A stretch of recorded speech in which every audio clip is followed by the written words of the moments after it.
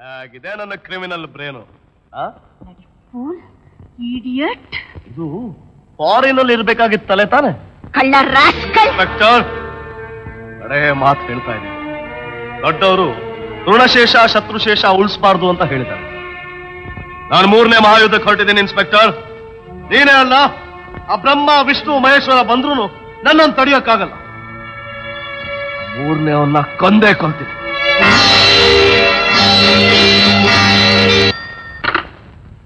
Hello Javed speaking. कौन है? ನಿಮ್ಮ ಅಪ್ಪ ಕಂತ್ರಿ ನನ್ನ ಮಗನೇ. ನಿನ್ನ ಕೊಲ್ಲಕ್ ಬರ್ತಾ ಇದೀನ ನಾನು. What nonsense you chalk. ಕನ್ನಡದಲ್ಲಿ ಮಾತಾಡೋಲ್ಲ ಕಿರ್ಬ. ಹಟ್. ನಿನ್ನಿಬ್ರು ಸ್ನೇಹಿತರನ್ನು ಕಳ್ಸಾಯ್ತು, ಈಗ ನಿನ್ ಕಳ್ಸ್ತೀನಿ. ಬಾರೋಲೆ ಬಕ್ರಾ, ಈ ಜಾವೇದ್ ಯಾರು ಅನ್ನೋದನ್ನ ನಿನಗೆ ತೋರಿಸ್ತೀನಿ. ಬ್ಯಾಸ್ಟರ್ಡ್. ಸಂದೇಹ ಅನ್ನೋದು ಬಂದ್ಬಿಟ್ಟ ಮೇಲೆ ನಮ್ಮ ಡಿಪಾರ್ಟ್ಮೆಂಟ್ ಸುಮ್ಮನೆ ಇರೋಲ್ಲ. ಎನಿವೇ ನೀವು ಧೈರ್ಯವಾಗಿರಿ. ನಿಮಗೆ ಬೇಕಾಗಿರೋ ಪ್ರೊಟೆಕ್ಷನ್ ನಾವು ಕೊಡ್ತೀವಿ. ನಾನೇನು ಹೆದರ್ಕೊಂಡು ನಿಮಗೆ ಫೋನ್ ಮಾಡಲಿಲ್ಲ ಸರ್. ಇಂಥವ್ರನ್ನೆಲ್ಲ ಇನ್ನು ಹೀಗೆ ಯಾಕೆ ಬಿಟ್ಟಿದ್ದೀರಾ ಅಂತ ಕೇಳಕ್ಕೆ. ಏನ್ ಮಾಡೋಕ್ಕಾಗುತ್ತೆ?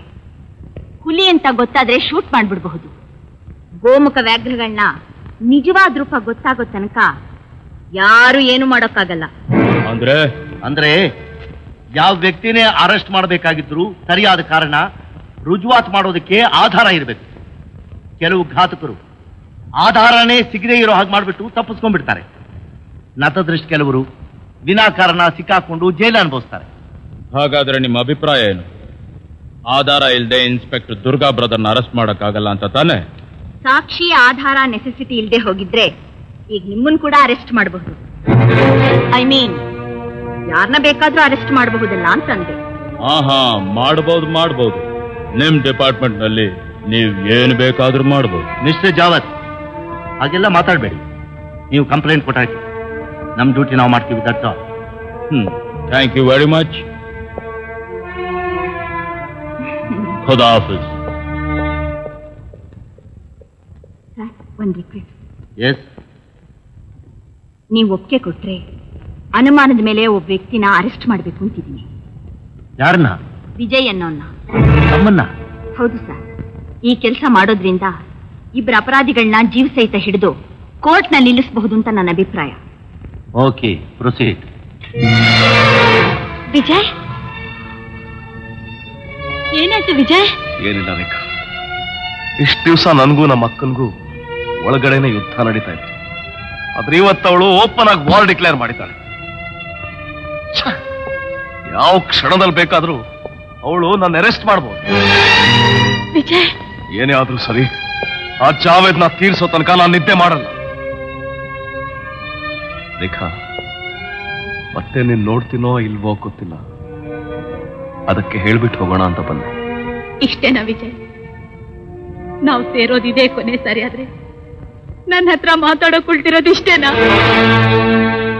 ನನ್ ಕ್ಷಮಿಸು ರೇಖಾ.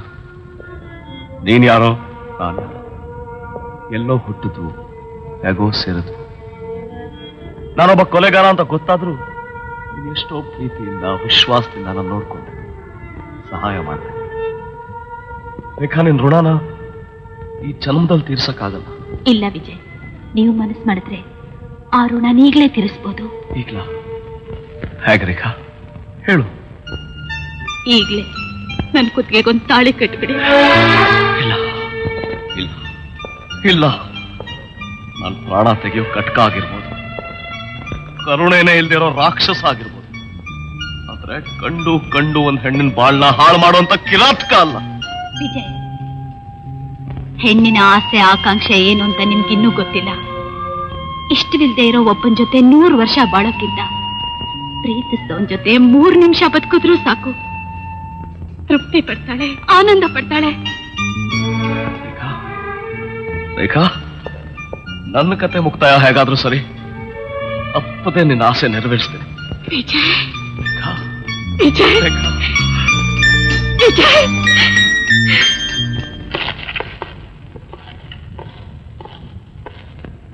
ಮತ್ತೆ ಯಾರಿಗೋಸ್ಕರ ಇಲ್ಲಿಗೆ ಬಂದ್ರಿ? ವಿಜಯ್. ಓಹೋ, ನಿಮ್ ತಮ್ಮನಿಗೋಸ್ಕರನಾ? ತಮ್ಮನಿಗೋಸ್ಕರ ಅಲ್ಲ, ಕೊಲೆಗಾರನಿಗೋಸ್ಕರ. ನೋಡಮ್ಮ, ವಯಸ್ಸಿನಲ್ಲಿ ಹಿರಿಯ ಅಂತ 2 ಮಾತು ಹೇಳ್ತೀನಿ. ಹೆಣ್ಣು ಹುಡುಗಿರೆಲ್ಲ ನಡತೆಗೆಟ್ಟೋರು, ಗಂಡು ಹುಡುಗರೆಲ್ಲ ಕೊಲೆಗಾರರು ಅಂತ ಅಂದ್ಕೊಂಡು ಮನಸ್ಸಿಗೆ ಬಂದಾಗ ಹೀಗೆ ನುಗ್ಗಿ ಅಧಿಕಾರ ಚಲಾಯಿಸೋದು ಅಷ್ಟು ಒಳ್ಳೇದಲ್ಲ. ಮಿಸ್ಟರ್ ಓಲ್ಡ್ ಮ್ಯಾನ್, ನಿಮ್ ಕೈನಲ್ಲೆಲ್ಲ ಬುದ್ಧಿ ಹೇಳಿಸ್ಕೊಳ್ಳೋಷ್ಟು ದಡ್ಡತನ ನನಗಿಲ್ಲ. ನಾವ್ ಯಾವ ಕೆಲಸ ಮಾಡಿದ್ರು 10 ಸಲ ಯೋಚನೆ ಮಾಡೇ ಮಾಡೋದು. ಈಗ್ಲೂ ನಾನು ಅರೆಸ್ಟ್ ವಾರೆಂಟ್ ತಗೊಂಡೇ ಇಲ್ಲಿಗೆ ಬಂದಿರೋದು. Constable, yes madam, go ahead.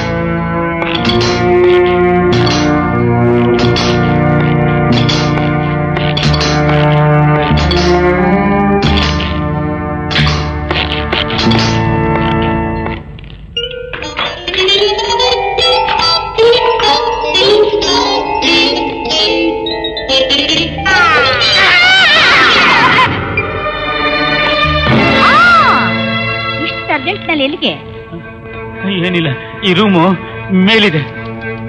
ಈ ಸ್ಥಿತಿಲಿ ನೀವು ಮೇಲೆ ಹೋಗುತ್ತೆ, ನಾನು ಹೋಗ್ತೀನಿ.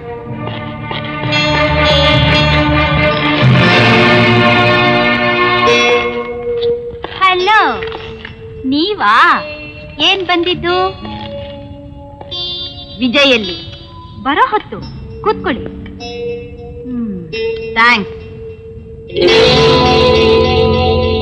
ತಣ್ಣಗೇನಾದ್ರೂ ಕುಡಿತೀರಾ?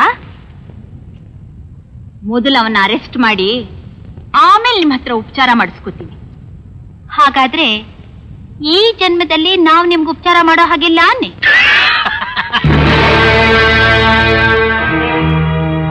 ಗೇಲಿ ಮಾಡ್ತೀಯಾ ರೇಖಾ? ನಾವು ಪೊಲೀಸ್ನವರು ಸ್ವಂತ ತಮ್ಮನ್ನೇ ಅರೆಸ್ಟ್ ಮಾಡಕ್ ನಿಂತಿರೋವಾಗ ಅಪರಾಧಿಗೆ ಆಶ್ರಯ ಕೊಟ್ಟ ತಪ್ಪಿಗಾಗಿ ನಿನ್ನೂ ಅರೆಸ್ಟ್ ಮಾಡಕ್ ಹಿಂಜರಿಯಲ್ಲ. ಅಂಡರ್ಸ್ಟ್ಯಾಂಡ್? We understand. ನಾನು ರೇಖನ್ ಮದುವೆ ಮಾಡ್ಕೋತೀನಿ ಅಂತ ಮಾತು ಕೊಟ್ಟಿದ್ದೀನಿ. ಪೊಲೀಸ್ನವರು ಎಲ್ಲಾ ಕಡೆ ನೀನ್ ಹುಡುಕ್ತಾ ಇದ್ದಾರೆ. ಈ ಪರಿಸ್ಥಿತಿಲಿ ಮದುವೆ ಹೇಗ್ ಸಾಧ್ಯ? ನೀನ್ ಪ್ರಯತ್ನ ಪಟ್ರೆ ಆಗತ್ತೆ. ವಿಜಯ್, ಹೇಳು, ನಿನಗೋಸ್ಕರ ಪ್ರಾಣ ಕೂಡ ಕೊಡಕ್ತಿದ್ದ. Thank you Ranga, thank you very much. ನಾಳೆ ಊರಾಚೆ ಇರೋ ಶಿವನ್ ದೇವಸ್ಥಾನದಲ್ಲಿ ಮದುವೆಗೆ ಏರ್ಪಾಡು ಮಾಡು. ನೋಡು, ಅಮ್ಮ, ರೇಖಾ ತಂದೆ ಇವರಿಬ್ರು ಬಂದ್ರೆ ಸಾಕು. ನಾನು ಹೋಟೆಲ್ ಡೈನಾನಲ್ಲಿ ಡಾನ್ಸ್ ಪ್ರೋಗ್ರಾಮ್ ಮುಗಿಸ್ಬಿಟ್ಟು ನೇರ ಅಲ್ಲೇ ಬಂದ್ಬಿಟ್ಟು. ಯಾವುದಕ್ಕೂ ನೀ ಸ್ವಲ್ಪ ಹುಷಾರಾಗಿರು. ನನ್ ವಿಷಯ ಬಿಡೋ. ಅದ್ ಸರಿ, ಜಾವೇದ್ ವಿಷಯ ಏನ್ ಮಾಡಿದೆ? ಜ್ಞಾಪಕ ಇದೆ ರಂಗ, ಮೊದ್ಲು ಮದುವೆ ಮುಹೂರ್ತ, ಆಮೇಲೆ ಜಾವೇದ್ ಮುಹೂರ್ತ. ಹೋಟೆಲ್ ಡಯಾನಾದಲ್ಲಿ ರೇಖಾ ಡ್ಯಾನ್ಸ್ ಪ್ರೋಗ್ರಾಮ್ ಇದೆ ಅಂದಮೇಲೆ ವಿಜಯಲಿ ಖಂಡಿತ ಬಂದೇ ಬರ್ತಾನೆ. ಅವನ್ನ ಅರೆಸ್ಟ್ ಮಾಡಕ್ಕೆ ಪೊಲೀಸ್ನವರು ಬರ್ತಾರೆ. ಬಟ್ ಅವನ್ ಅರೆಸ್ಟ್ ಆದ್ರೆ ಮಾತ್ರ ಸಾಲದು, ಏನ್ ಮಾಡ್ಬೇಕು ಅಂತ ಚೆನ್ನಾಗಿ ಗೊತ್ತಿದೆ ತಾನೆ? ಗೊತ್ತಿದೆ. ತಗೋ, ಮೊದಲು ನೀನ್ ಹೋಗೋ, ಆಮೇಲೆ ನಾನು ಬರ್ತೀನಿ. ಸಮಜ? ನನಗೇನು ಅನುಮಾನ, ಆ ವಿಜಯ್ ಇವನೇ ಇರಬೇಕು. ನಾನು ಹೇಳ್ದಾಗ ಮಾಡು, ನಿಜ ಗೊತ್ತಾಗುತ್ತೆ. Okay boss.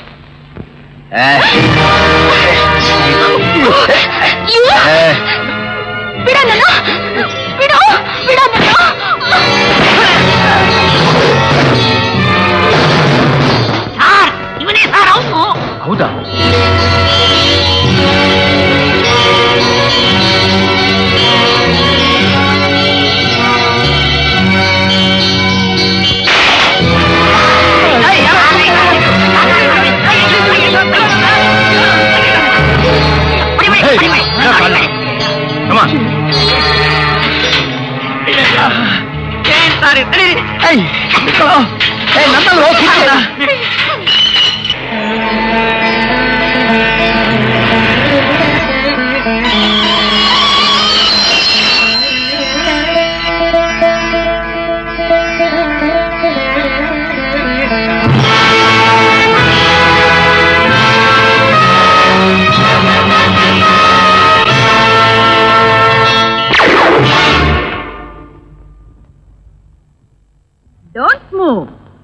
Mister Vijay, stay there.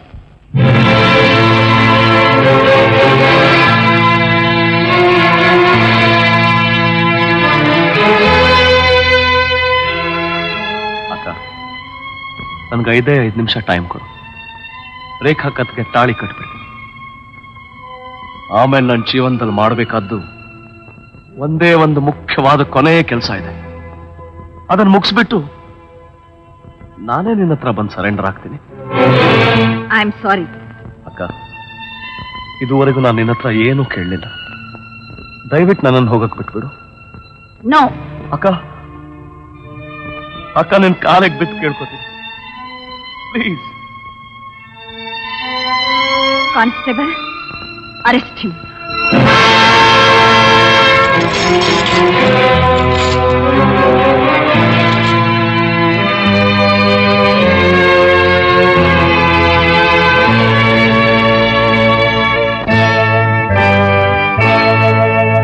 ನ್ಯಾಯ ಎಲ್ಲಿದೆ,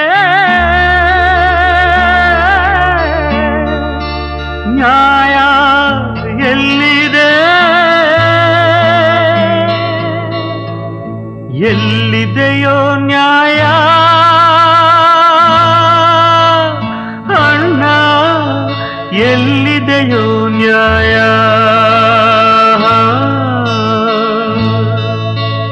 ಬಡವನು ನ್ಯಾಯವ ಕೇಳುವುದೇ ಅನ್ಯಾಯ. ನ್ಯಾಯ ಎಲ್ಲಿದೆ, ನ್ಯಾಯ ಎಲ್ಲಿದೆ.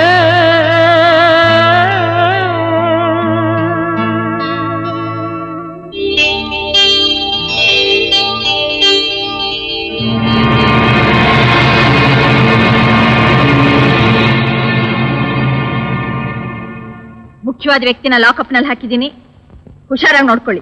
Yes sir, yes madam. 377 ಮುಖ್ಯವಾದ ವ್ಯಕ್ತಿನ ಲಾಕಪ್ ಅಲ್ಲಿ ಹಾಕಿದ್ದೀನಿ, ಹುಷಾರಾಗಿ ನೋಡ್ಕೋ. Yes sir. 377 ಮುಖ್ಯವಾದ ವ್ಯಕ್ತಿನ ಲಾಕಪ್ ಅಲ್ಲಿ ಹಾಕಿದ್ದೀನಿ, ಹುಷಾರಾಗಿ ನೋಡ್ಕೋ.